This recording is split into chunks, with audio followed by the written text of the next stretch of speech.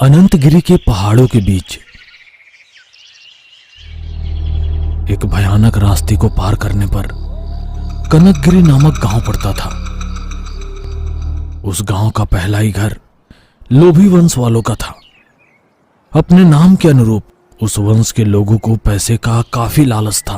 पैसे के लिए किसी भी नीच कार्य को करने के लिए तैयार रहते थे। फिलहाल इतने बड़े घर में केवल 3 लोग ही रहते थे। वसंतराव अपनी दूसरी पत्नी रोजा के साथ और पहली पत्नी सरला के बेटे अप्पू के साथ। अपने नाना के पिता से विरासत में मिले रुपयों के मोह में अंधा होकर वसंतराव भी गांव वालों को ब्याज में पैसे उधार देकर उनसे 3 गुना वसूल करता था। पैसा ना लौटाने की सूरत में गांव वालों से उनका घर, जमीन, उनके मवेशियों को जबरन हथिया लिया करता था। मालिक, दया करके मुझसे मेरी गाय को मत छीनिए, वही मेरे जीने का आधार है।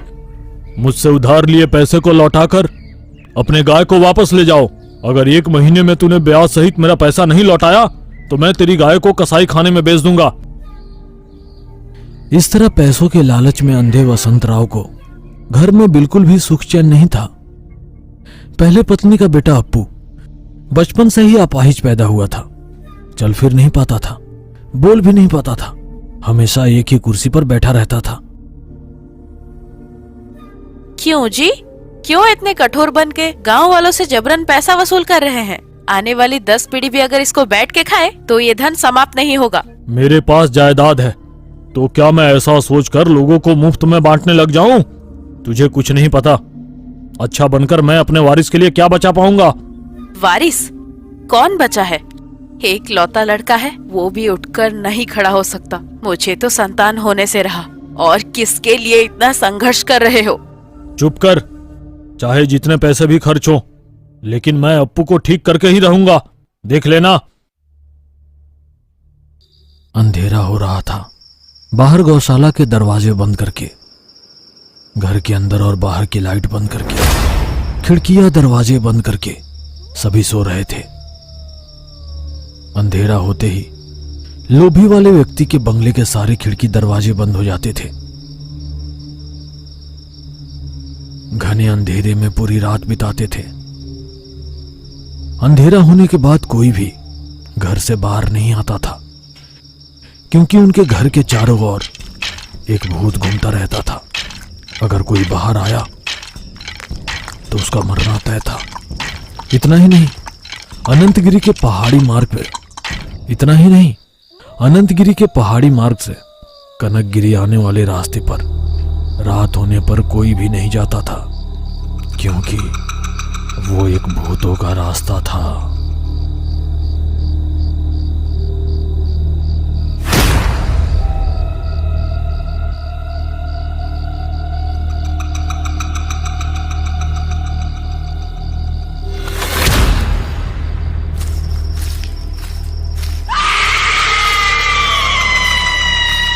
उस भयानक आवाज से डरकर वो राहगीर और तेज चलने लगा।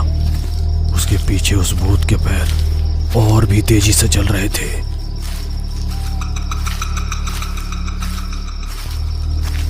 हे भगवान, किसके चिल्लाने की आवाज है? कौन इतनी रात को इतने भयानक रूप से चीख रहा है? बेवजह इस रास्ते पर आ गया।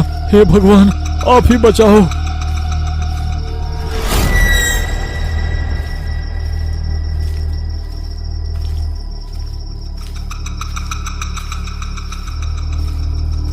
बचाओ, बचाओ, भूत, भूत! मेरे मंगेतर से मेरी शादी कब होगी? मेरे मंगेतर से मेरी शादी कब होगी रे?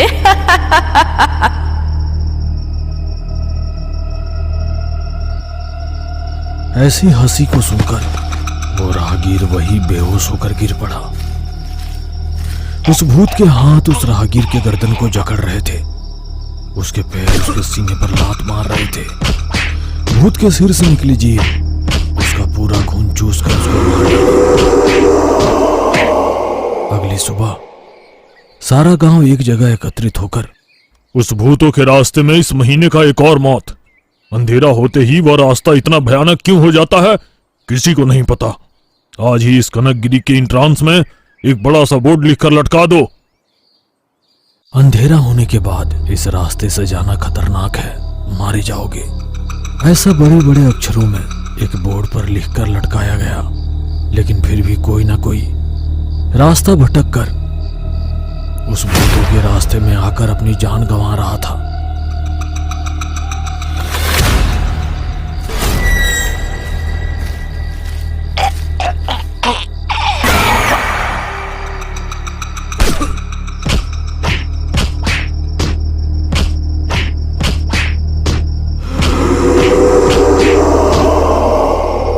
ऐसे में किसी एक दिन रात के समय, अजीब बात है, इस रास्ते में भूत है, जाने से मारे जाएंगे। फिर तो मुझे इसी रास्ते से जाना पड़ेगा। भैरव लंका में रह रहे अपने गुरु से मिलने जाते समय इन भूतों के रास्ते में प्रवेश किया।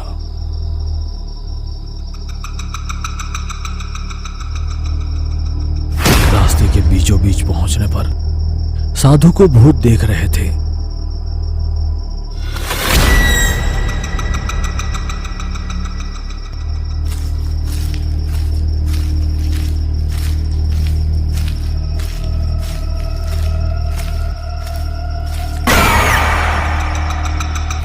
मेरे मंगेतर से मेरी शादी कब होगी? मेरे मंगेतर से मेरी शादी कब होगी? उस भूत की हंसी और उसके भयानक चेहरे को देखकर साधु जरा भी नहीं घबराया। तेरे मंगेतर को लाने ही जा रहा हूं दुल्हन। अगर तू मुझे जाने देगी तो मैं तेरे मंगेतर को लेकर आऊंगा, तेरी शादी करवाऊंगा। मेरे मंगेतर से मेरी शादी तू करवाएगा? तो फिर ठीक है, जाके मेरे मंगेतर को लेके आ। पर ध्यान से साधु, गांव जाकर लोभी वालों के घर पर पैर नहीं रखना। ऐसा बोलकर तीन भूत वहां से गायब हो गए। उस अंधेरे में चलते हुए कनकगिरी प्रवेश द्वार पार करते ही वहां के पहले घर में चारों ओर निगरानी करते हुए एक प्रेत घोड़ा घूम रहा था। बहुत ही भयानक, पूरी तरह खून से सना हुआ था। वो प्रेत घोड़ा थोड़ा आगे जाकर देखने पर पूरी तरह से सुनसान। उस गली में दो मानव कंकाल एक पालकी को उठाकर जा रहे थे। उस पालकी में दुल्हन का सिर नहीं था।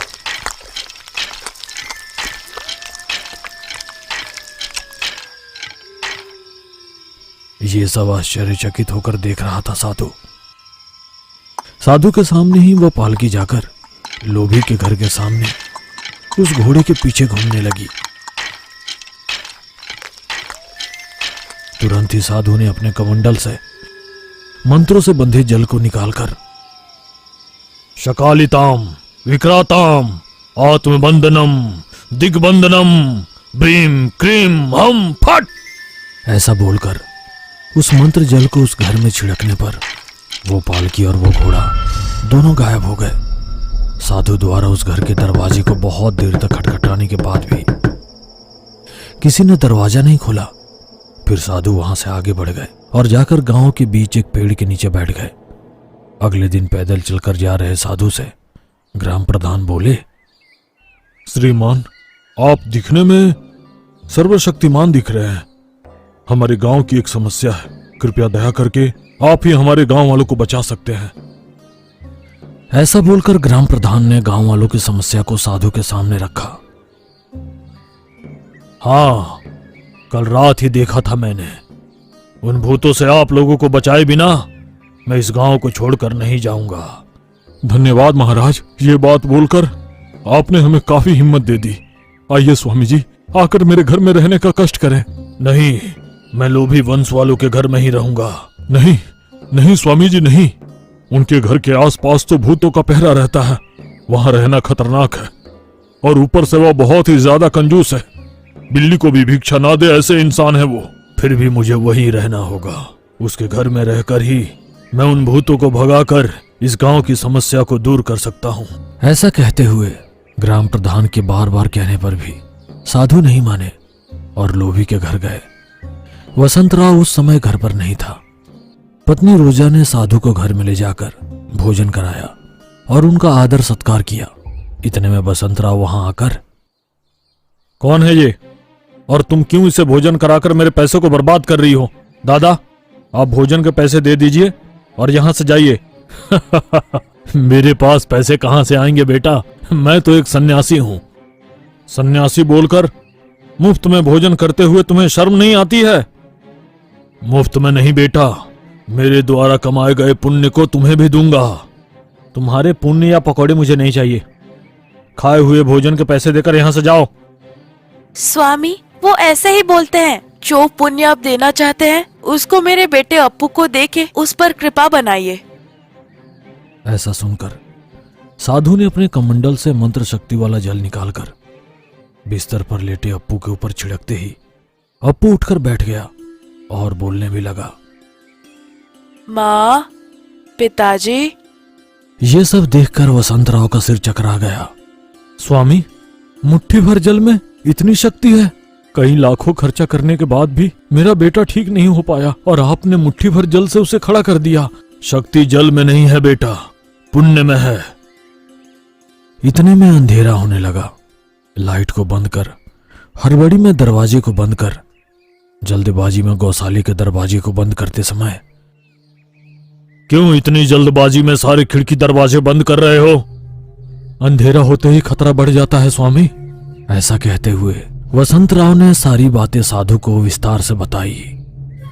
मुझे सब पता है बेटा, तुम्हारे बारे में, तुम्हारे पूर्वजों के बारे में, इस गांव के बारे में। तुम्हारे द्वारा की गई गलती के कारण इन गांव वालों की बलि क्यों ले रहे हो? तुम्हारी गलती की वजह से ही तुम्हें अपाहिज बेटा पैदा हुआ। बच्चे को जन्म देते ही तुम्हारी पत्नी मर गई। दूसरी शादी को 8 साल होने के बाद भी कोई संतान नहीं है और ना ही तुम्हें कोई संतान होगी। क्या हमारी गलती के कारण गांव वालों को परेशानी हो रही है? इतने दिनों तक यह बात मुझे पता नहीं थी स्वामी। ऐसी भी हमने क्या गलती कर दी स्वामी? हमारे क्या करने पर इन भूतों की समस्या दूर होगी? मेरे कहे अनुसार करो। उस बिना सिर वाले धड़ की पालकी और उस खूनी घोड़े के आने से पहले तुम अकेले ही उस भूतों के रास्ते में जाओ। अरे बाप रे, गांव के प्रवेश द्वार को पार कर कभी कहीं नहीं जाना, ऐसा बोलकर मेरे पिता ने मुझसे कसम ली थी। उस भूतों के रास्ते में जाते ही मैं उनके हाथों मारा जाऊंगा। मैं नहीं जाऊंगा स्वामी। जाना पड़ेगा बेटा, और कोई मार्ग नहीं है। मेरा विश्वास करो और जाओ। मेरे कहे अनुसार करो, तुम्हें कुछ नहीं होगा। रास्ते में कोई भी दिखे तो डरना नहीं। वे जो मांगते हैं उन्हें दे देना, मना मत करना। मैं मल्लिका की शादी में जा रहा हूं, कृपया आप रास्ता छोड़ दें। ऐसा कहते हुए आगे बढ़ रहा था। बाहर निकलते ही घोड़ा तेजी से बसंतराव की ओर बढ़ने लगा। मैं मल्लिका की शादी में जा रहा हूं, कृपया आप रास्ता छोड़ दें। मैं मल्लिका की शादी में जा रहा हूं, कृपया आप रास्ता छोड़ दें।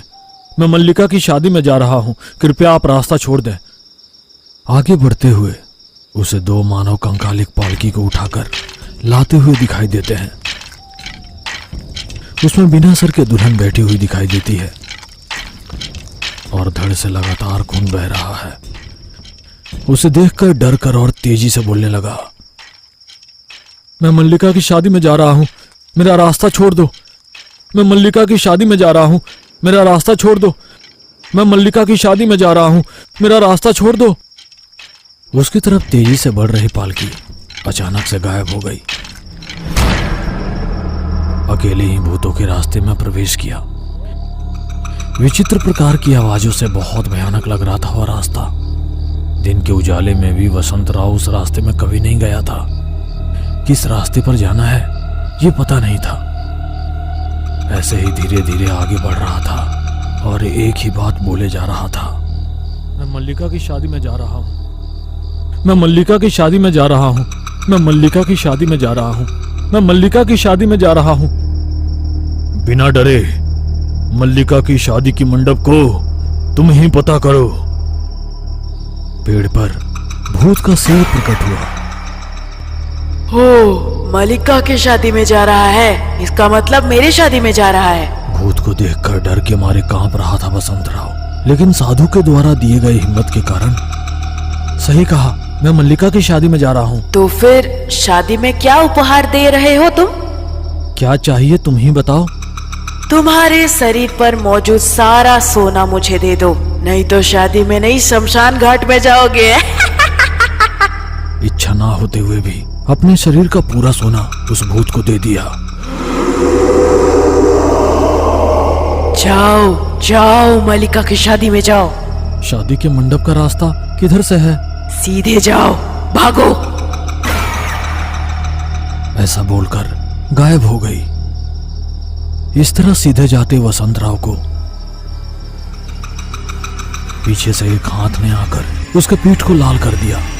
तुरंत ही साधु के द्वारा बताई गई बातों को याद किया। मैं मल्लिका की शादी में जा रहा हूँ, मैं मल्लिका की शादी में जा रहा हूँ, मैं मल्लिका की शादी में जा रहा हूँ। अरे, मेरी बेटी की शादी में जा रहे हो, क्या उपहार दोगे तुम? हाँ, क्या उपहार चाहिए तुम ही बता दो। तुम्हारे शरीर पे मौजूद कपड़े चाहिए। उसके कहे अनुसार सारे कपड़े निकाल कर उसे दे दिया। मुझे ये तो बताओ, शादी के मंडप का रास्ता किधर है? सीधे चले जाओ, भागो। ऐसा बोलकर भूत का हाथ गायब हो गया। इस तरह भूतों के रास्ते में चलते हुए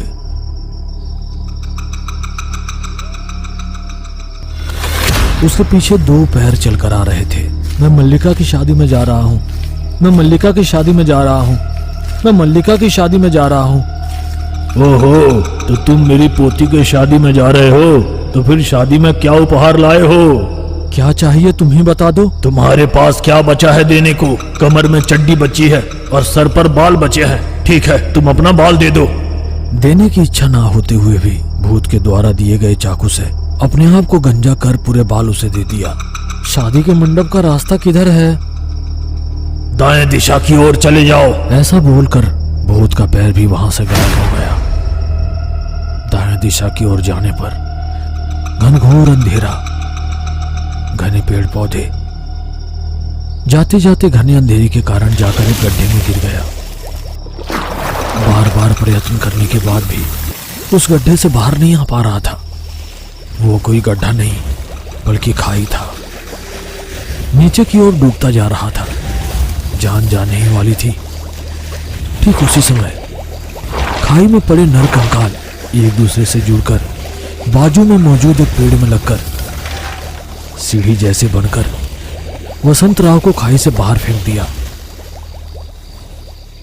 अगले दिन सूरज की रोशनी पड़ने से होश में आए वसंतराव ने वहां से भागकर पूरी बात साधु को बताई।